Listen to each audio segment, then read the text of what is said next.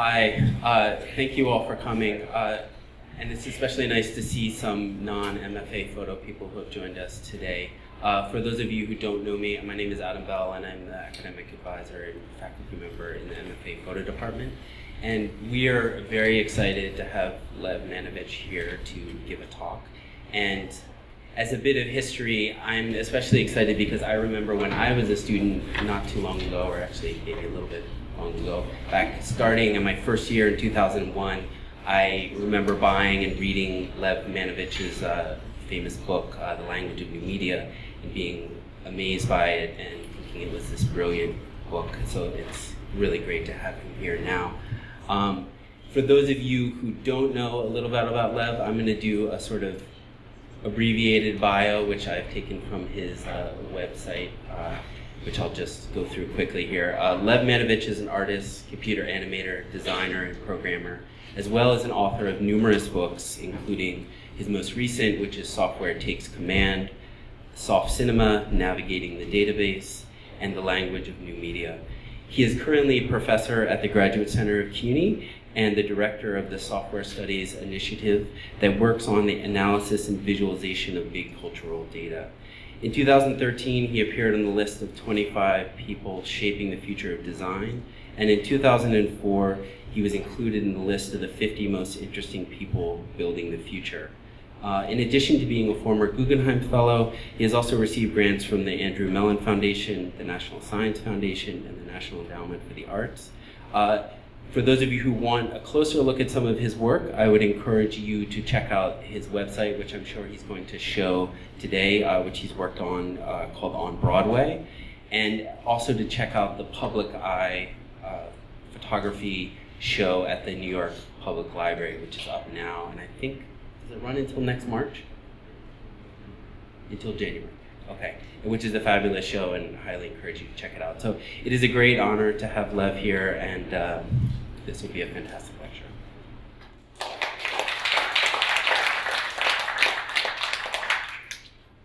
Well, thank you, Adam, and thank you guys so much for organizing this. And we hope it maybe not going to be my last engagement. We're talking maybe about doing some workshop with some students.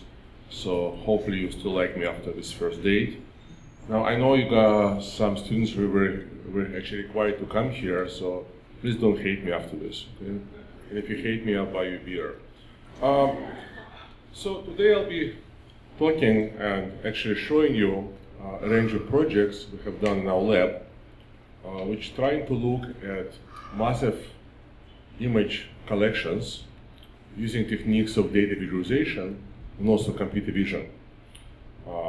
And I'm specifically going to focus on the projects where we look at photography via Instagram.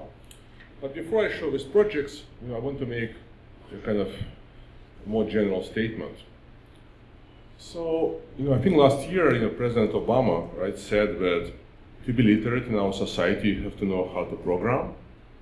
I mean, now I'm sure you have other, people you maybe admire more or respect more. But, when the president of United States says everybody has to program, I was very happy to hear that, because those of us who've been involved in digital art, and I've been involved for about 30 years, of course, we're dreaming about the moment where people will actually say, hey, it's not enough for me to know how to press a button on my Leica or make a PowerPoint. I should also know something about the code, because the code is to a modern society is what I would say electric engine,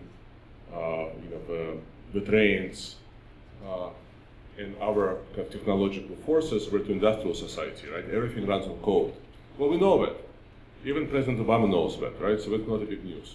But what you guys may not have realized is that, in fact, if you think about visual culture, right, in the history of media, 19th century, we've got photography, we've got Fox, we've got television invented in 1870, and then, of course, all these things become really big in the 20th century.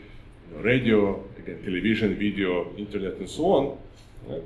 But I think that maybe 5 to 10 years ago, in fact, our society has entered a new stage, or let's say our media culture have entered a new stage, and amazingly, nobody has written about it yet, as far as I know. So I don't have a name for it, but maybe we can call it something like computational media or even cultural analytics.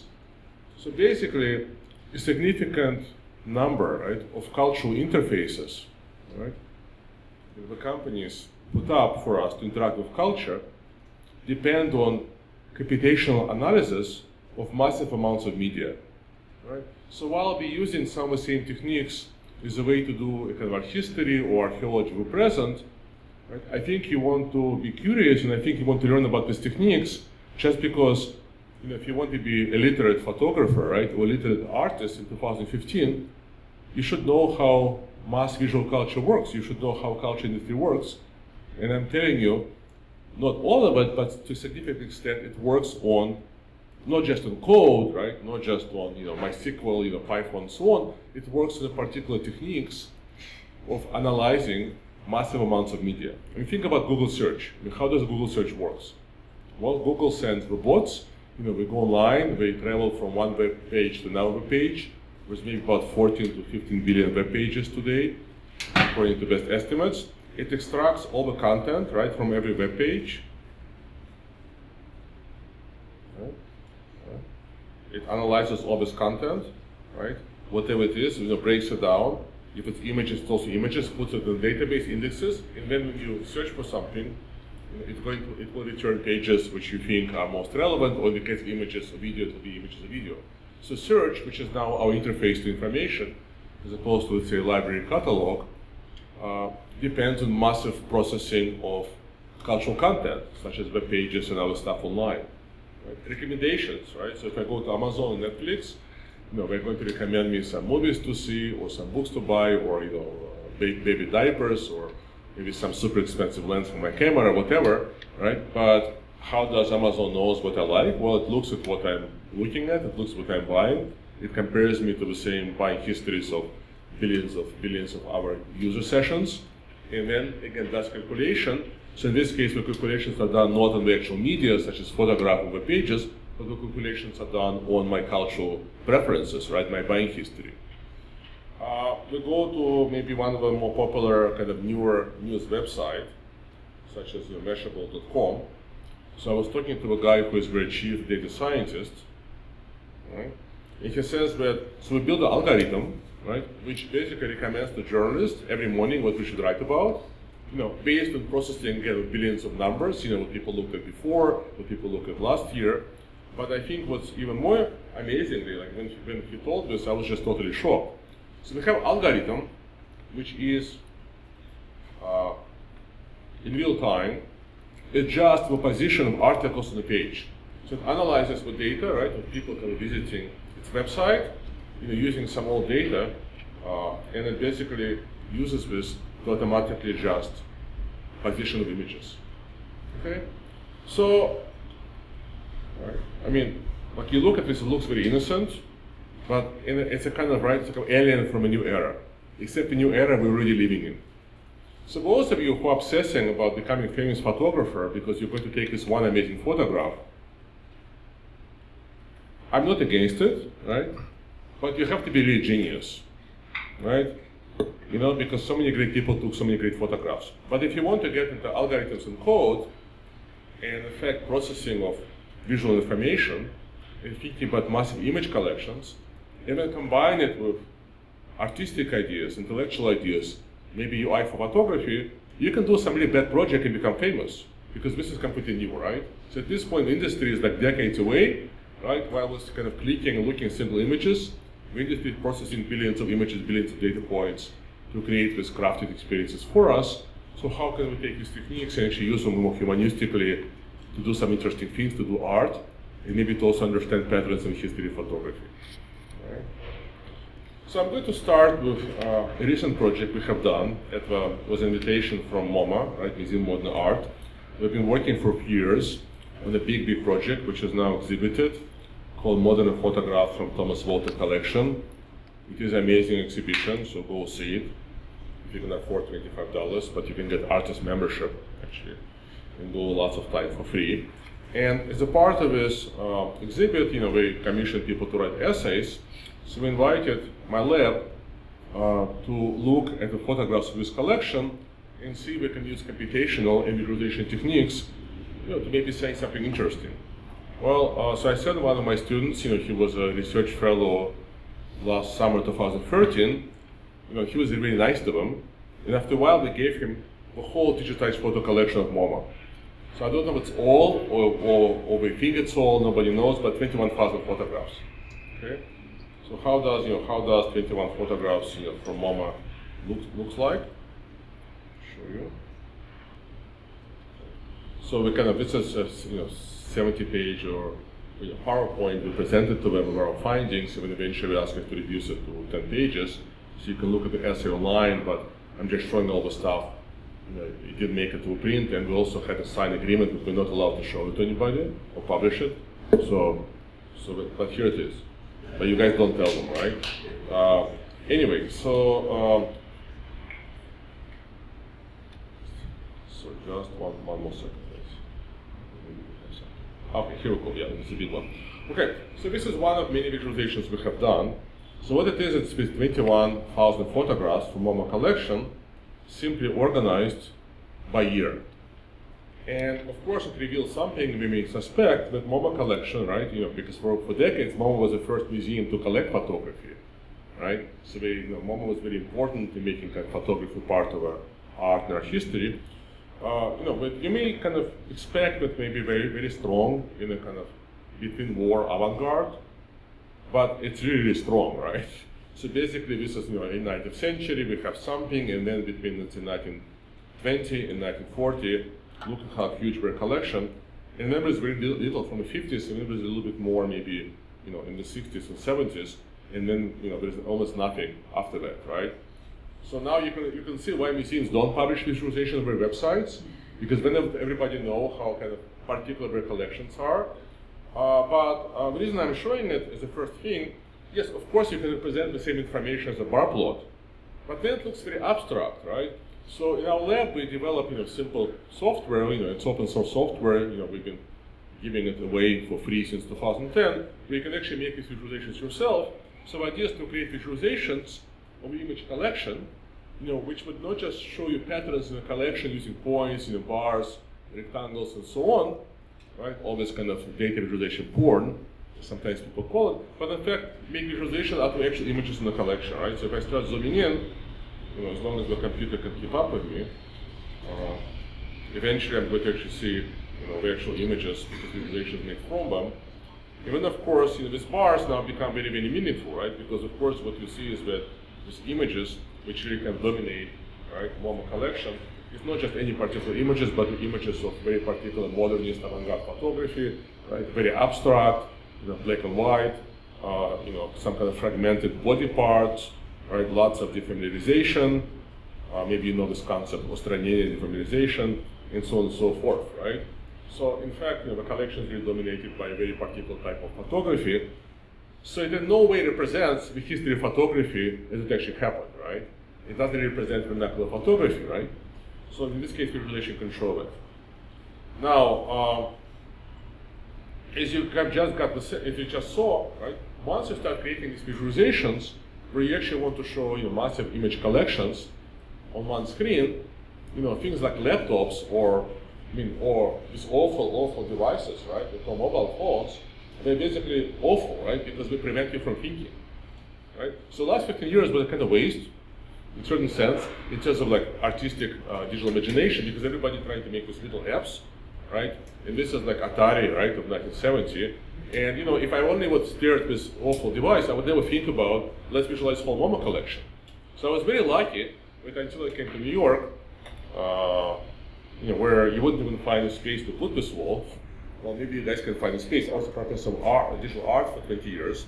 And I got involved with a research institute called California Institute for Telecommunication and Information, where people are basically devising information structures for the next generation. So we're devising next generation internet, next generation computing, where CPU will be here, and then maybe graphics card will be in Taiwan, and the screen will be like in Mexico, right? So the computer is distributed.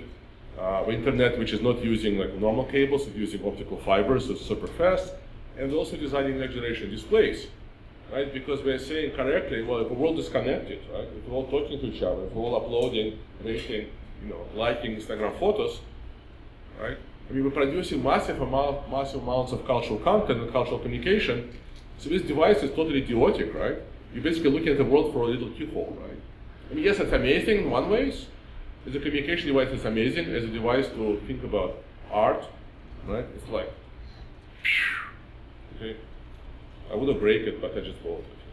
But maybe like if you invite me to lecture again, like before my contract, I'll just kind of break it. Okay. So these devices are much better, right? So this is the kind of visualization walls I was lucky to work with at the University of California, San Diego. This is one of many we built. So this particular wall consists from dozens of kind of large 46 monitors. So it's and then there is a bunch of PCs of high-end graphics card, kind of things you use to play video games. Behind it, so it's a little visual supercomputer. So I can load a big image collection, and you'll see in a second sorted, and basically do exploration, right? So the kind of things, maybe photographers or photo editors in magazines like Life or Vogue, right? Or whatever we're doing for decades, right? Where you put your photographs on the wall, and you decide, like which photo shoot is going to go where, what's editorial, what you're going to select. So, this is in fact a very, I think, common practice in the kind of photojournalism community. But what if you can do it with computer, and what if you can actually do it with billions of images? So let me show you a little video which we shot when we kind of spent a few months and developed a little software for this wall. It's kind of old, it's 2009, but it communicates the idea.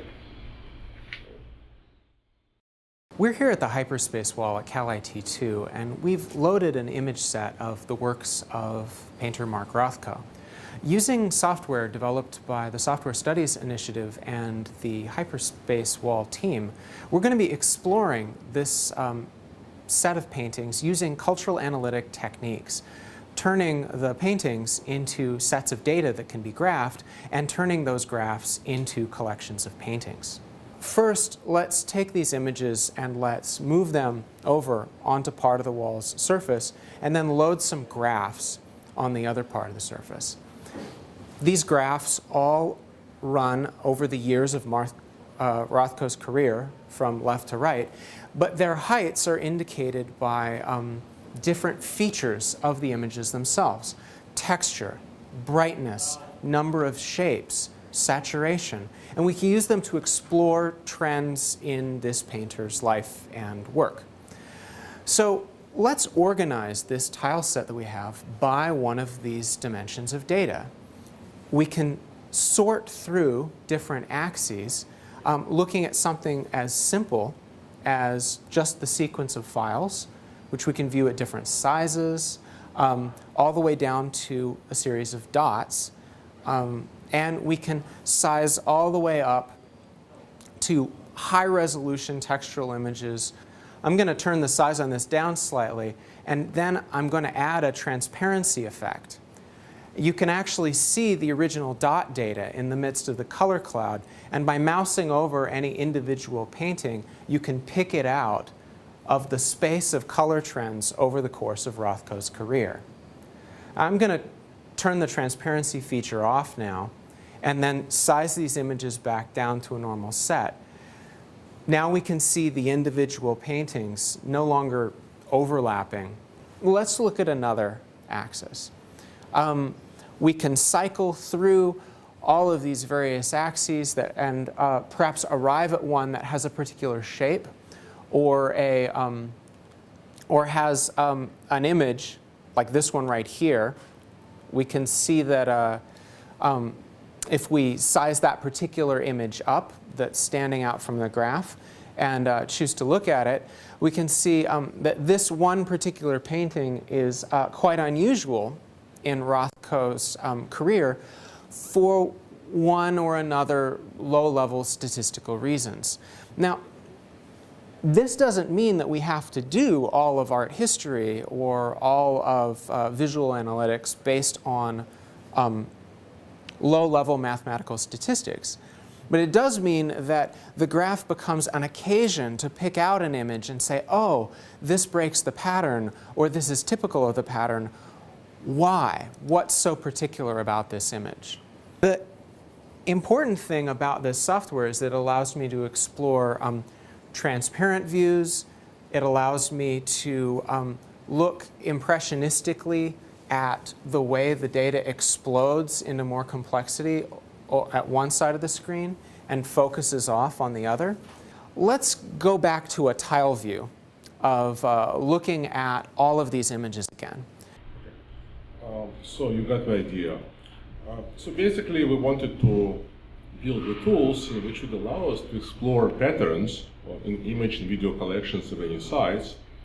And we thought, well, why don't we use computers to extract various characteristics from images, brightness, color, RGB parameters, texture, and then create another software tool which would allow us to basically sort this collection in real time by any of these characteristics. Okay, so I'll show you next, some projects we've done more recently, where we use these techniques. But before that, I kind of want to also demo for you, let's say, one of the recently emerged companies. There's now a few companies which actually offer, computer vision for the masses. And when people normally think about computer vision, digital image analysis, or machine vision, all this term kind of means the same thing. You say, lab, so what are you guys doing? You're probably guys doing like face recognition, or maybe you automatically can recognize the subject in photographs. Well, in fact, we're not really doing it that much. Because the computer vision has developed since late 50s. In fact, the basic techniques were really developed in the 1960s, but it only became possible to process millions of images very quickly in the last 5-10 years. And if you have an image, right, and you want to measure, let's say, average brightness value, you can do it for every image, right? You just look at every pixel and divide the number by number of pixels. So when you take a photo, right, and you guys all have like this really soaked up cameras, right, and the camera shows a histogram, right? So the computer is basically doing the same analysis. It analyzes pixel values in the image, it then shows you a graph, a kind of visualization, right, of pixel values. So you can do this, you can use these techniques for every image.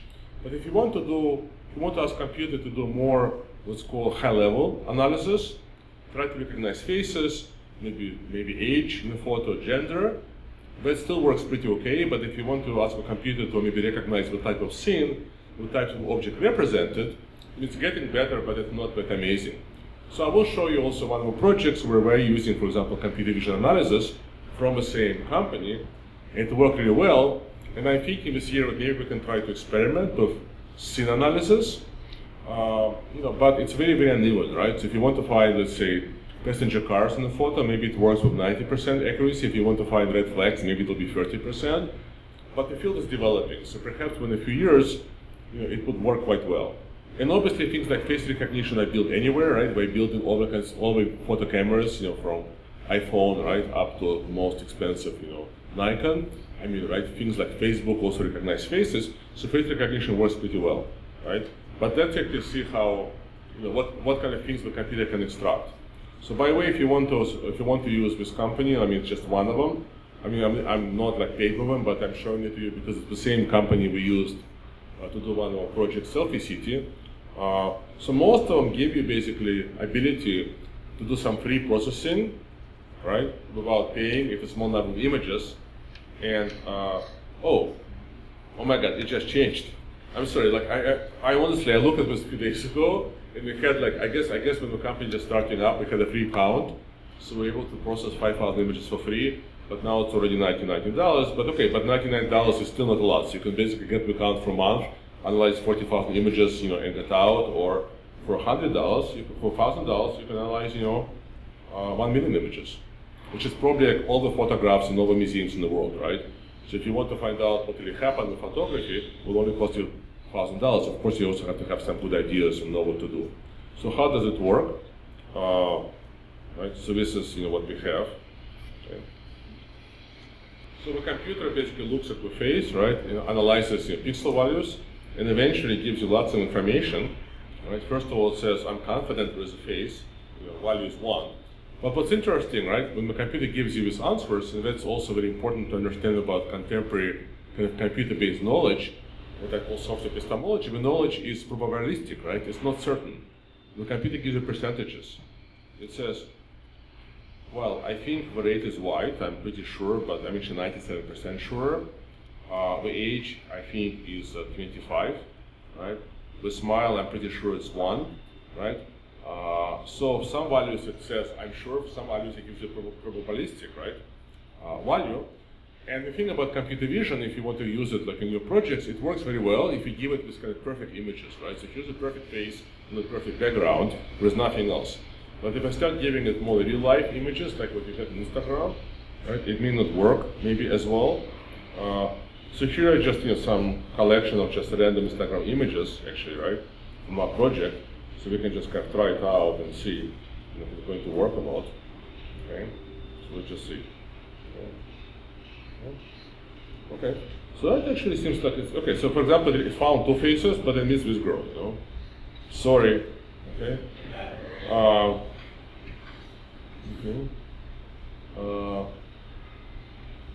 Okay. So what about this guy, right? So okay. I think it's Slavoj Žižek actually. Okay. So obviously he's not recognizable, right? Okay, so even a very simple thing, right, which computer scientists have been working on for 70 years now, 60 years, face recognition kind of works, but not perfectly, right? Which of course has huge implications for privacy. You know how America has 1 million people on this kind of dangerous list, right? So if you go to the airport, maybe some of you, particularly if you have a foreign citizenship, you've been pulled out, there are children on this list. Obviously, most of those people are there because of errors, right? And now you can see why. Now you can see the dangers of our society switching to computers. Now, if you want to use computer to do, for example, understand the content of a scene, yeah, if you give it this perfect image of a beach, it says, I think it's a beach, 46% accuracy, but it says, I also think maybe it's a mountain, 7%, right? Okay, so well, so how do you kind of use this, right? And again, if you start giving it some random images, we can just try. I mean, I'm not even sure what happens, right? So let's just give it some random Instagram image.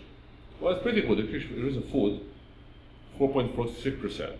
But it also thinks maybe it's a restaurant, 1%, right? So this, so because I'm kind of saying it because there are some people who have been looking, seeing my work and work our lab and saying, Lev, aren't you kind of this formalist? Why are you always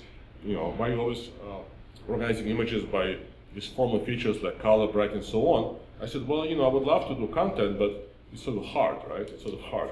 Even the state-of-the-art software, you can see, kind of makes mistakes very easily.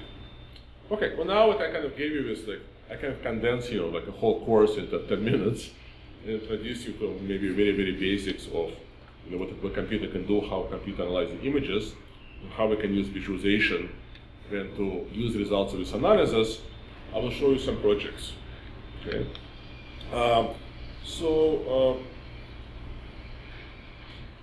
So first, we spent a few years applying these techniques to rather small image collections, and actually very kind of famous type of images because we wanted to make sure these techniques are going to work.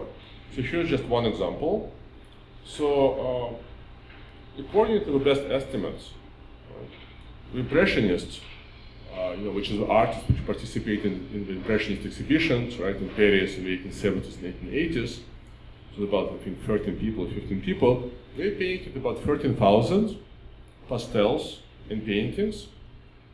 Obviously, there's not a single book where you can see it, right? So when you guys think about Impressionism, you think of, Van Gogh flowers, or maybe you think of Monet, so water views, but you think of something, right? Maybe like this, very light, kind of happy, right? Instagrammy, right? Kind of pre-Instagram, right? Kind of vulgar, right? I mean, it's a really vulgar art, right?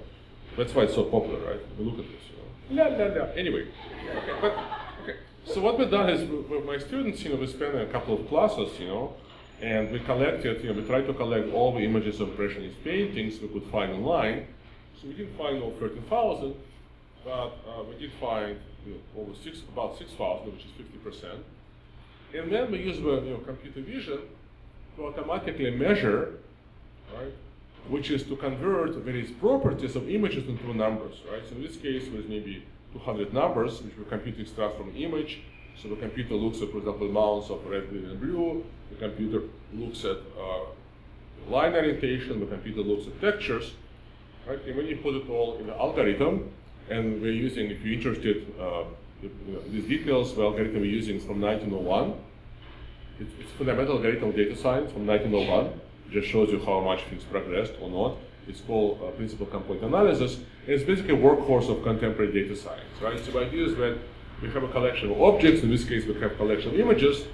And we want to organize these images in such a way that the images which are similar are next to each other, and the images which are dissimilar are far away from each other, right? And we want to do this as perfectly as possible. Well, in reality, right, there is no perfect solution to this problem because images can be similar in so many different ways. So it kind of depends on parameters you use. But this is, one of many possible outputs of such an algorithm. And you can see it's making lots of mistakes, right? So here's a blue image next to brown images. But if you zoom out, it actually works pretty well, right? And what you realize is that, in fact, what people think of as impressionism, right, which are these pretty kind of maybe slightly vulgar images, is maybe about 30 to 40% of what impressionists produced. So this is what we started to find out when we applied these techniques to various canonical sets of artistic images. If you think that a particular artist like Van Gogh or particular, let's say, artistic movement like Impressionism is about something, it's about X, it turns out that in fact it's only a small part of what people produced, but these images are disregarded, right? They're not written by historians, they're not in museums, mostly, right? They're not in blockbuster exhibitions. They can delete it from art history, right? So art history, so this is the whole thing, and you can see surprisingly, right? Impressionists have produced lots and lots of these very dark images, which in fact are very similar to what our people in the 19th century were doing, right? So this is more typical, it's the art of the 19th century, and this is the outlier called Impressionism. And by organizing images by visual familiarity, you kind of get a good sense of proportion between these images which are more famous and these images which are not famous, right? So that's the real picture of Impressionism. Yeah, sure. So lots of them are portraits. I mean, it's probably images we painted maybe in the early part of our career, right? Before we kind of discovered, our brand. Yeah, maybe also Manet, right? But it's just quite interesting how many of them are here, right? So this is another example of what Impressionists have produced, right? And they produced a lot of it. Okay, so that's one example. So now you can say, yeah, that's kind of fun, but can we maybe animate it to see how these things develop over time? Okay, so we created this animation. So this is the same thing, but in this case we're just using one artist. So we digitized all his images from a catalog Raisonné, which he created between 1905 and 1917, right? Just before he developed his kind of canonical kind of grand style, right? And they said, how can we use these computer techniques to imagine an artistic development, right? The artist is developing, he's searching for things, eventually he's going to arrive with his unique style, his unique visual language. But what is the space of the search, right? Is it something similar to biological evolution? How if you believe in biological evolution, and apparently 70% of Americans believe in both Darwinian evolution, and 70% of Americans believe also in God. So I'm not quite sure how it works together, right? Our life is full of contradictions. If you look at what inside people's head, it's like terrifying. So what we've done is we've done the same thing, right? We use this technique, which is again the most basic technique of data science, principal component analysis. We extracted about 60 different features, which is numerical characteristics of images, things like again texture, number of shapes, colors, and then we organize all these images again automatically. The algorithm organizes these images, like all the images he painted between 1904. 1905 and 1917, right? 12 years, about 144 paintings. And then we simply animated this, right? So what you can see is that kind of going back from this final figure, the images are going to pop up in the same year as they painted, and then the year is going to appear in the upper left corner, and what you're going to see is a possible visualization, right? A suggested view of, in fact, how artist is developing and looking for his or her unique, let's say, visual language in the space of infinite possibilities, because every possible image you can paint, photograph, imagine will be somewhere in the square, right? So let's see how it looks. Again, I want to point out this is not science, this is more like art, this is suggestive. So the idea is not to come up with like a new canonical interpretation of what happened to Mondrian, the idea is to basically enlarge your ideas and give us more ways to think about both present, our own photographic production, and also cultural history. Okay? So I'm going to run this. You get the kind of shape. So as you see, the year appears in the upper left corner. Okay. So very interesting. So let's do like a kind of close analysis, right? A kind of like a close reading of this process. Okay. So in the beginning, I think he's basically stuck. You know how guys want to become artists, right? You went to some high school, you have a slightly decapitated art teacher thought you had talent, Now you end up, now your parents are paying for art. I don't mean this way, I mean some like art school X, right? Art school X, right? And now you're like, okay, why do all my photographs look like really bad Richard Prince, or like Richard Avalon, right? Okay. Well, Mondrian was, he was no genius either, right? He was basically a bad schoolboy, So he's making all these paintings. And the thing is, if you look at the museum, you're also going to find that they're similar. But I think visualizing them in a more structured way, where in fact, a measure of visual distance, a measure of visual difference between the images is translated into distance, I think it makes it more precise, right? So you can see in fact the images are very similar, right? They kind of this somewhat abstracted landscape. In fact, he's already kind of abstract, right? Which I didn't know that. So he was a good boy. He was a kind of boy genius, but we didn't know that. And the colors are really similar, right? So this was in the old days, early 20th century, when artists maybe would take 20, 30 years to mature. Now, of course, the situation is different, right? You make one good photo, next day you have a show, in Greenpoint, and then the next day thrown out, and you basically dragged out in the hospital. So, but so take some time, right? Because probably if you do it, like probably you'll never get beyond this, right? So don't you want to become Mondrian? Anyway. So okay, so he's stuck, right? 1905, 1906, 1907. Like, oh my God, the guy's in his 40s already. What's happening? So when is he going to break through, right? Now you can see things become a little bit more interesting, right? The space becomes a little bit bigger, but it's still all in one place. And finally, oh my God, 1907. Oh my God, boom. Okay.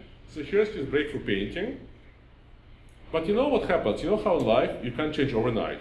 So yesterday you were basically like a successful lawyer, and today you're going to enroll as an undergraduate to Art School X and say I'm going to become a photographer, but you're still secretly taking photographs of like law books or something, right? Or you had a relationship, it's over, and when you guys kind of do these hookups, and when you both feel bad in the morning, right? So I think artistic development is the same, right? I find that it's very difficult for me to wake up tomorrow and start writing about something very different, or start making photographs in a very different style. So the moment he makes this new painting, he starts going back. So for a while he oscillates between what he was doing earlier and the new Mondrian. You see? He's kind of going back and forth. But as things develop, right, he's more brave, he's exploring a larger and larger part of the space of possibilities, and eventually, right, we didn't finish, we didn't get to his most canonical images, but this is where we got to 1917. Now, of course, right, this is not precise. In fact, this is suggestive. You can also visualize the same information in millions of different ways. But I think it's interesting, right, because what you find out is that, right, as he develops, his new images are further and further away from where he started, right? So the difference in, say, visual language and the use of visual parameters increases, right? So by the time we finished, he's like somewhere here, very far from where he started. But I think it's also interesting to see that as he develops, he explores a larger set of possibilities.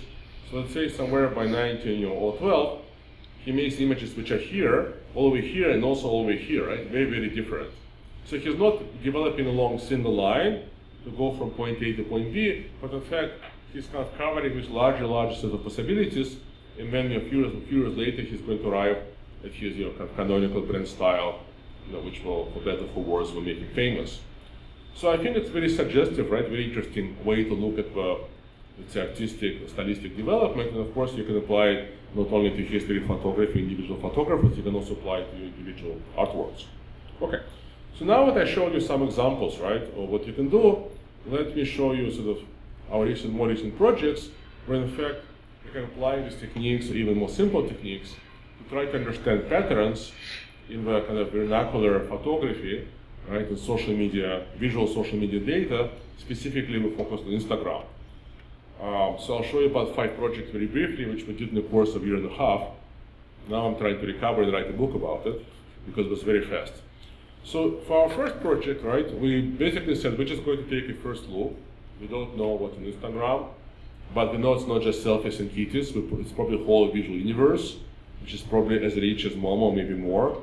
So I think our goal was both to understand larger patterns, what these photographs look like, but also try to combat, right, the popular opinion with social media is just trivial, with Instagram is just for nobodies, But you guys know, of course, it's not true, right? But people on the street don't know it.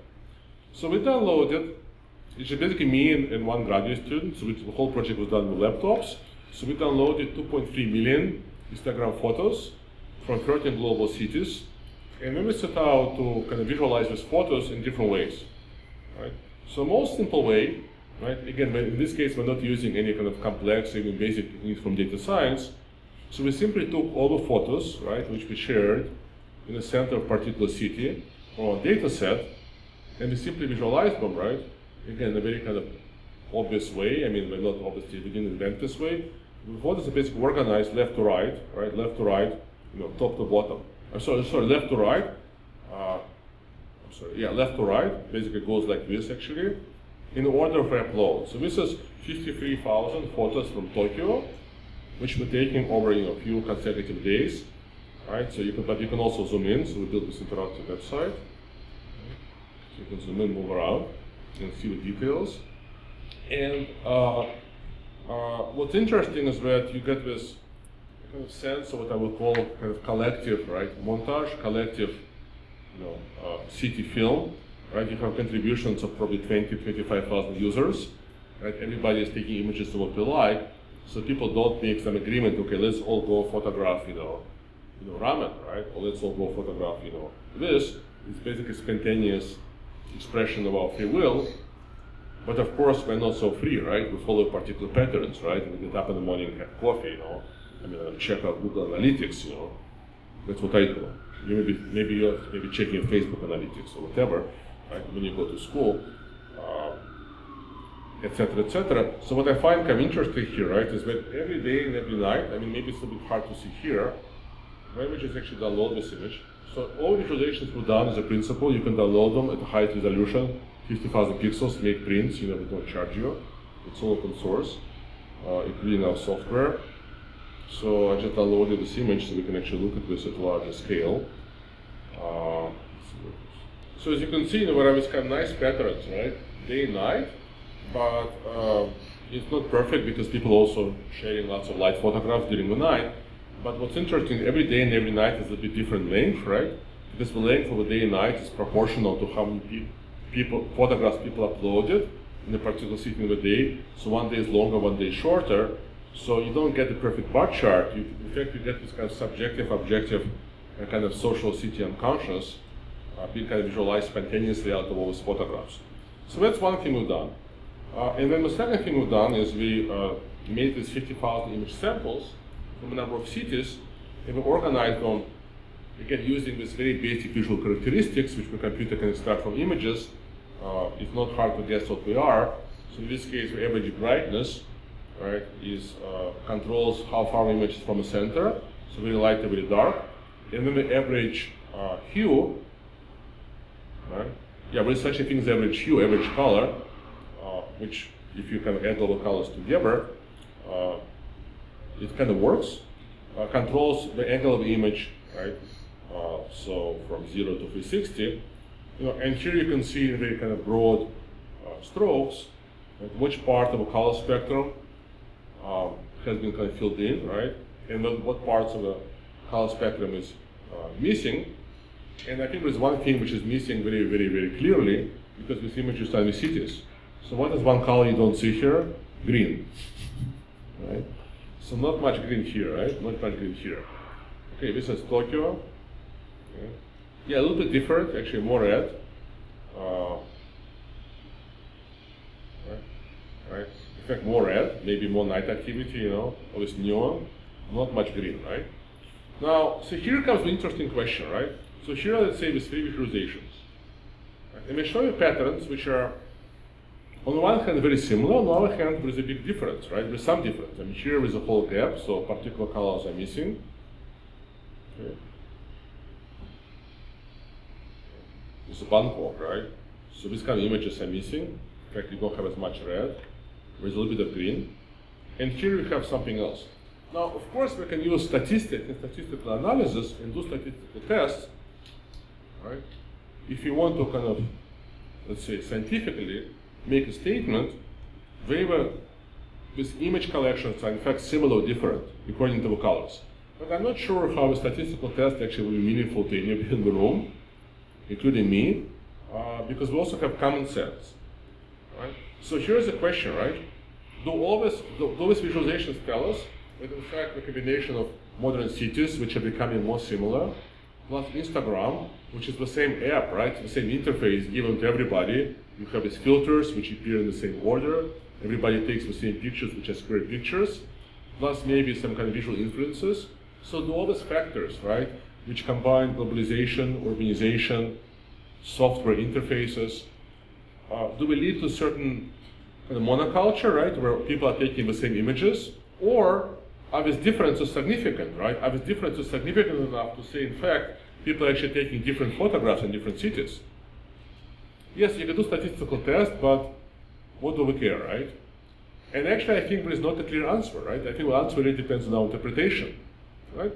So again, the point of this visualization not necessarily to give you, a clear answer, but in fact to give you maybe some more detailed ideas, but also to open the conversation. So this was the first thing we've done, and of course, it's a very, very rough approach, right? We didn't really differentiate with images in terms of subject matter or different users. We only have a look at colors. So then in the next project, at Selfie City, we said now we're going to focus on particular type of images. So in this case, we said we're going to basically now try to compare apples and apples as opposed to just compare everything. So I had a larger team this time, all right? So it's about 8 people, including some leading visualization designers, data scientists, art history, PhD candidates from CUNY Graduate Center where I teach, makes undergraduate students. So a combination of data scientists, art historians, even people like me who don't know really anything precisely, just in between, right, all the fields. So we decided, to do a project on what my team thought was an interesting idea, like selfies. So we decided to do it in August of 2013, and I've been really trying very hard to convince my team not to do it. Guys, this is so banal. Like none of my academic friends are going to, respect me. And we said, Lev, we know what we're doing. Just sign the check. So they convinced me to do it, and of course we got like thousands of newspaper articles about it. The people I spent months and months answering interviewers' questions. Now of course I understand what the awful thing popular media is. You cannot a single person ask us, well, how are you guys collecting the data? Did you actually check your results? Whatever I said, because I have PhD after my name, we just tried. So it's very interesting about popular media.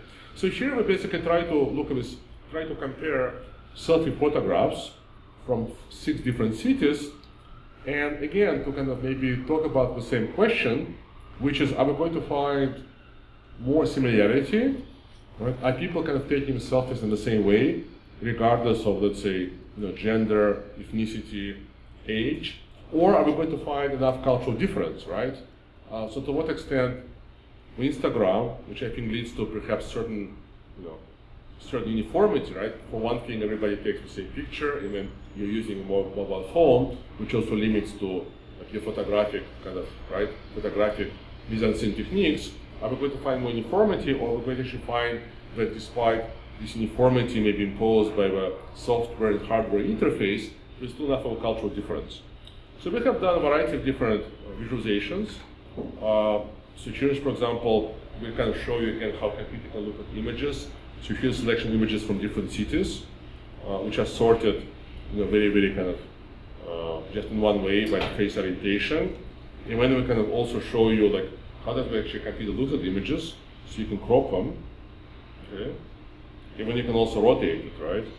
So you can go from the normal view to computer view, just to of course remind people that we have bad things like NSA and in fact these techniques are also used for lots of evil purposes. In fact, right, face recognition, as I showed you, very dangerous because it doesn't work very well. So then what we've done is we created this kind of graphs, which basically looks like a normal histograms. We compared the cities by a couple of characteristics, right? So in this case, it's a smile distribution, right? So amount of smile by gender by city, right? But instead of making like a typical graphs, we can make these graphs once again from images, right? So again, the idea was not to reduce individual differences into a summary, into the aggregate, right?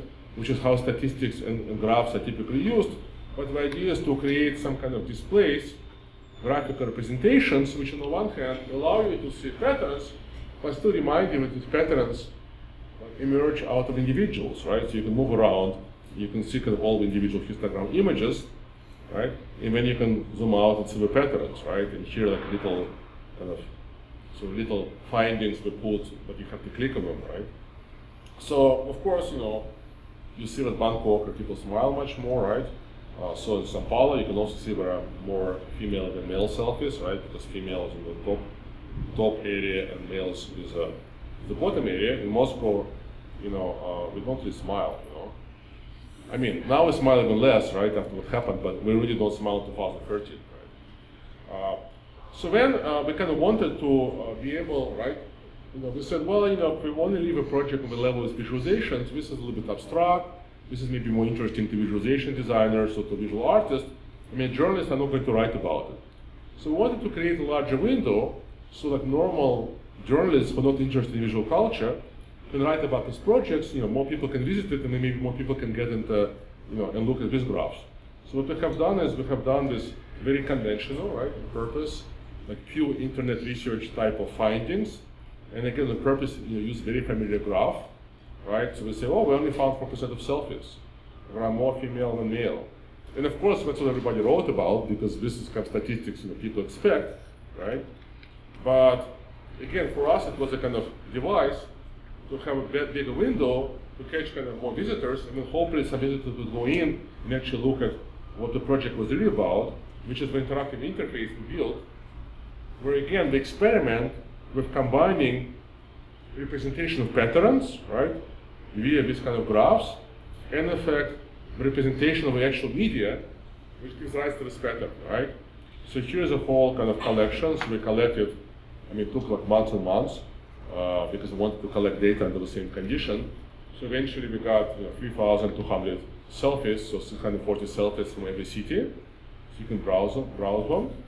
And then here you can basically select these filters, and you can filter them, right, by different characteristics. And of course, you can now use the same interface for any image collection. For example, potentially we can put all the kind of photos from MoMA and do the same thing, right? So we can, for example, select all the female selfies, right, versus male selfies. And now, of course, we get a precise number. Okay. We can also say, let me select all the, for example, selfies from New York. Okay. And now, out of these New York selfies, we're going to select people that are really old, like after 30, right? Well, meaning Instagram old, right? So it's about, not that bad. So here's all old people, but not that many, right? Now, what's interesting is that, see, this is a kind of histogram, right? Which shows the overall distribution of ages in these photos. How do we get the ages? We put this in mechanical Turk, we ask the people to guess the age, and we also use the same kind of face recognition software. The age was very similar, so except software always judges people to be younger, because maybe people want to sell it. So what's interesting, like if I basically select Bangkok, you see how we have a second graph which overlaps? So now we can see right away that the selfies from Bangkok tend to be younger than overall population, whereas the selfies from New York tend to be older. Right, so this is a kind of combination of computer and humans, and always our stuff is computer, right? So we use this face recognition software which I showed you.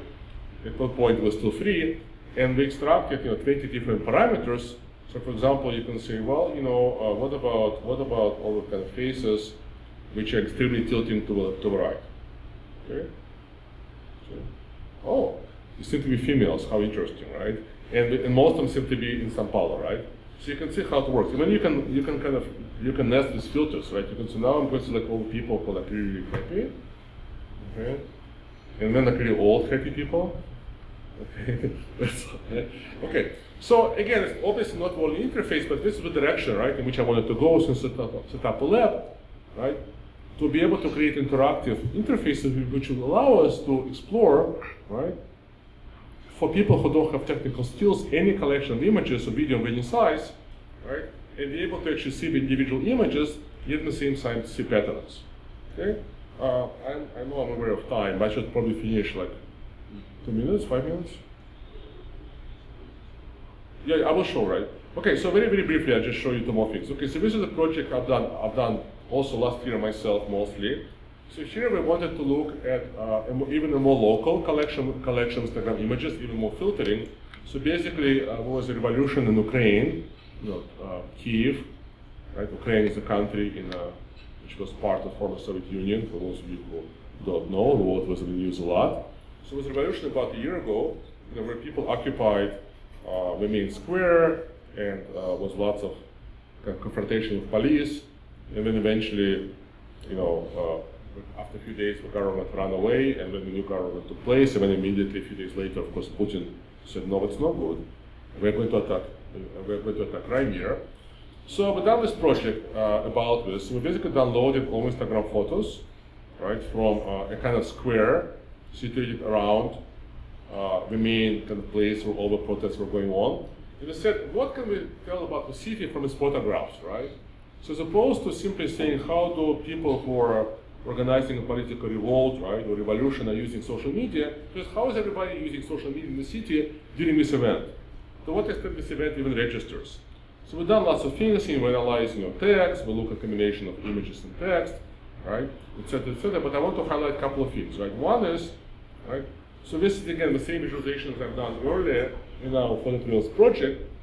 So the revolution kind of starts here, really goes on the way here, and by this time we have new government. And what's interesting, right? You can't even find it, right? So the exceptional, right, is kind of drawn, right? It kind of disappears in the series everyday Instagram photos. So the project turned out to be not really about revolution. The project turned out to be about interplay between everyday, right? Because maybe there's a revolution happening right now on Wall Street. Maybe there's like a military putsch, but we don't even know, right? We're still taking our selfies, and then the exceptional. We use different techniques to do it. We also commission a bunch of different essays from different people to write about it.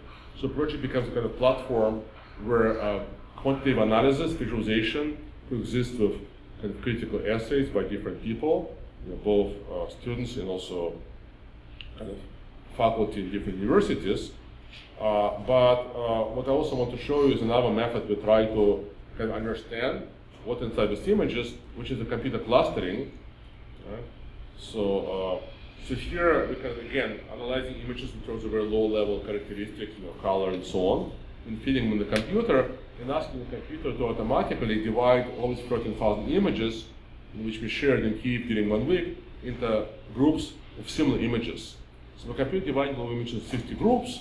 Some are just complete garbage, but some actually work very well, right? So here's a group we found, which have images which happen to be mostly city scenes with particular composition, right?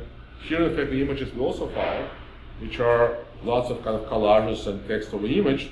And here is one of many variations of selfie species, right? A particular selfie species. But the computer doesn't know it's a selfie. The computer just knows that there's something dark in the middle and something light around it. It's interesting that you can use these methods where the computer doesn't know anything about image content, but simply analyzing images by similarity in terms of colors or pixel values or texture, you can actually find these kind of clusters of similar images. And what you realize is that something relatively small, right, which is a collection of like 13,000 images, and the images which we shared during the exceptional event, right? But if you just look at this, you organize images, one by one in order where we shared, it looks like a complete, right, kind of crazy, super modernist, kind of montage plus, right? So here's, the revolution, here's the events, here's somebody's eye, here's somebody's selfie, here's the food, here's products, right? And it's kind of impossible to see what the patterns, right? I mean, how prevalent are selfies, how prevalent are, the images of revolts, right? But by using kind of computer analysis, we can actually find this island, right, of similarity.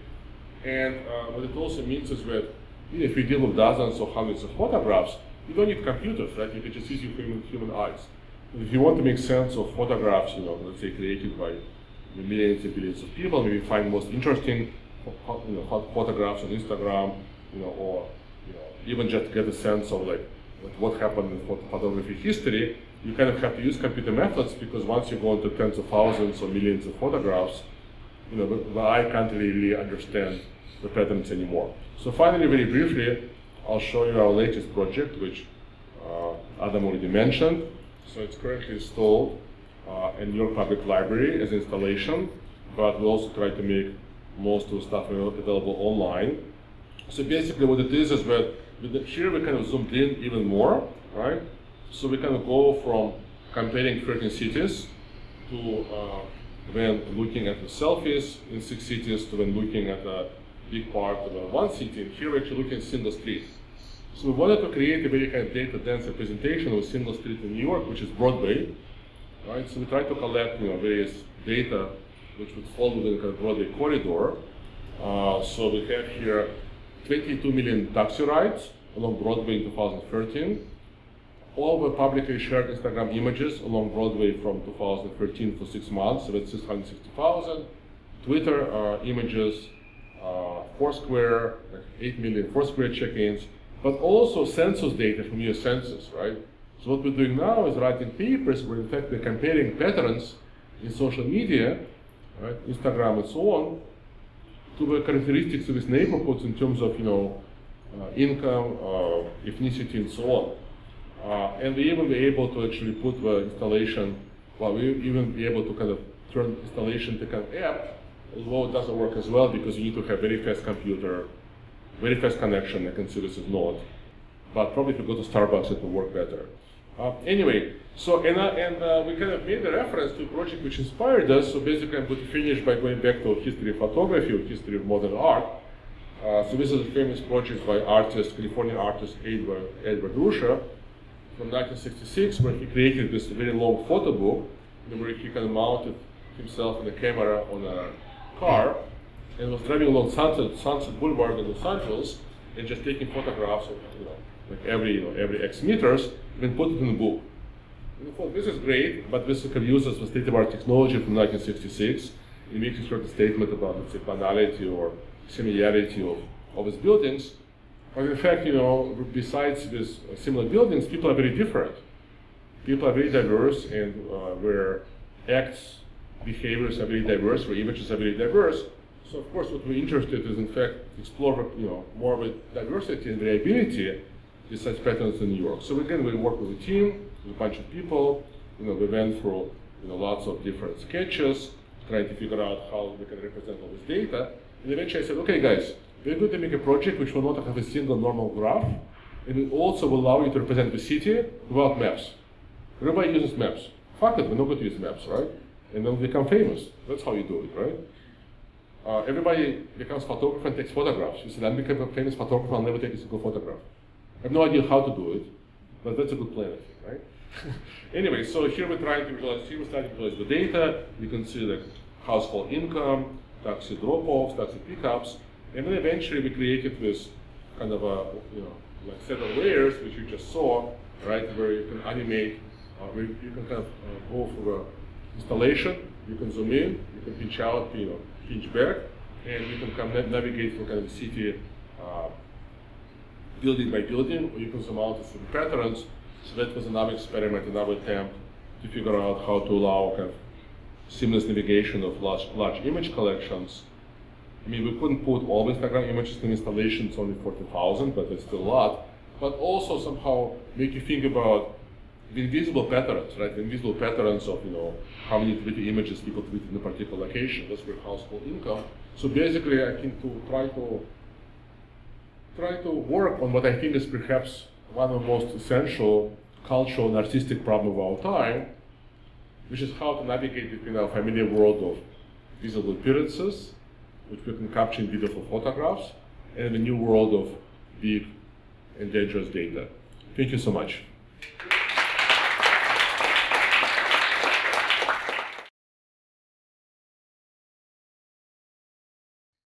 So in most of our projects, right, in fact, we don't use this kind of high-level computer analysis, precisely because it's actually maybe too imprecise. So in fact, right, that's why I would say until recently, in most of our projects, we just visualize things based on very simple things, which in fact are reliable, right? Things like color characteristics, texture characteristics, and so on. Now, when we did this project, right, the Selfies project, where in fact we have used, computer vision, we can look at the results, and we actually find that in many cases the results were actually very good, and in some cases were awful. And we decided we kind of talked about this, decided to leave it in as a way to actually remind people that in fact, these techniques are now becoming ubiquitous, as I tried to mention in the beginning, and these techniques actually make errors. So to me, this is not maybe something I want to hide, but in fact, it's something I want to actually make visible and discuss, right? But I also want to say, I think that the way our society uses these computer techniques, right, is ultimately this analysis is reduced to a number. Is there a face in a photo? How many faces? Does this face belong to the terrorist database? In our case, as you can see, we are kind of actually not really showing you we can show you average statistics, but that's about it. But mostly we show you the whole image collections, and then you yourself can see patterns, right? So the idea is again not to use computers and give us correct or incorrect answer, which will be a number, but in fact show you all the visual information in such a way that you can see patterns and you can also see variability and diversity of these images. I also didn't mention that we also we kind of hacked into Google Street View, so what we're also seeing is a kind of Google Street View of the whole. If you can imagine if you take a car all throughout Broadway, so you can see how after a while you get much more sky, right? So yeah, we can measure it, we can give you a number, but I think what's interesting, but of course it's not perfect, right? Reality is not perfect. So I think our whole enterprise is trying to recover from modernity, trying to uncover from 19th, 20th century world, which was about statistics, which was about reducing very complex things like society to small numbers, right? The way Marx reduces society to two classes. Well, it doesn't work like this.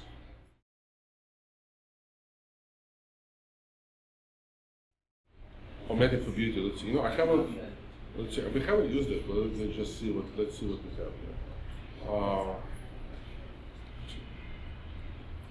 Oh yeah, I see beauty point 9987. The thing is, that's the thing, right? We haven't used this, we only used sort of some more let's say, objective parameters, right? For example, face orientation, right? Role, etc., etc. We have no idea, right, how the algorithm works. And of course, we're not going to let you know because when some other company will copy it, right? And that's, I think, another kind of danger of the systems because they're kind of black boxes. So we give you results, right? So let's say there's a system which may give you a number about how beautiful or how personable you are, and then let's say based on this number you'll be hired or not, and people hire but have no idea actually how where the number came from, right? But as I said, it's actually only time we use a system about which we don't know how it works because we have tried to use open source code, it will work as well. But normally, we write our own code and basically everything we do, we know how it works, right? But in this case, we use something where actually we don't know how it works.